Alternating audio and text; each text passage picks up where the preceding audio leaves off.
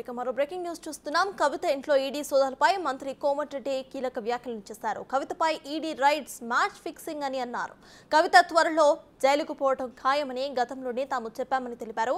Manish Sisodia arrest అయినప్పుడే కవిత కూడా arrest కావాల్సిందే, కానీ అప్పుడు ఎందుకు అరెస్ట్ చేయలేదని ప్రశ్నించారు ఆయన. కవిత అరెస్టుతో వచ్చే సానుభూతితో 3-4 సీట్లు సంపాదించుకోవచ్చని బీజేపీ ఆశపడుతుందని అన్నారు. ఇది మ్యాచ్ ఫిక్సింగ్ కావచ్చని ఆరోపించారు కోమటిరెడ్డి.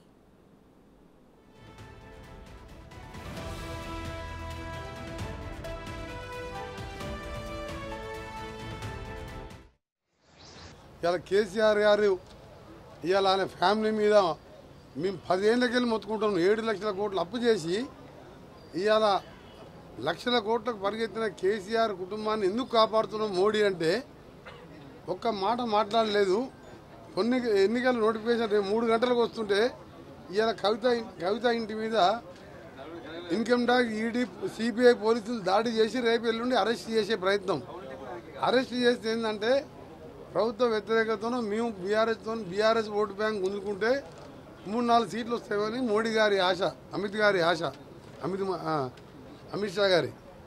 మేము ఎప్పుడో చెప్పినాం. బీజేపీ ఎంపీలు 2 సంవత్సరాల క్రితం మనోజ్ సిసోడియా అరెస్ట్ అయినప్పుడు కవిత త్వరలో జైలుకు పోతుంది అని చెప్పిండు. డిప్యూటీ సీఎం జైలుకు పోయి 1.5 ఇయర్ బెయిల్ రాలే. అప్పుడు కవితను ఎందుకు అరెస్ట్ చేయలే? అరెస్ట్ చేస్తున్నామని బీజేపీ ఎంపీలు చెప్పిండు. బండి సంజయ్, కిషన్ రెడ్డి రేపే కవిత అరెస్టు. ఏమైంది?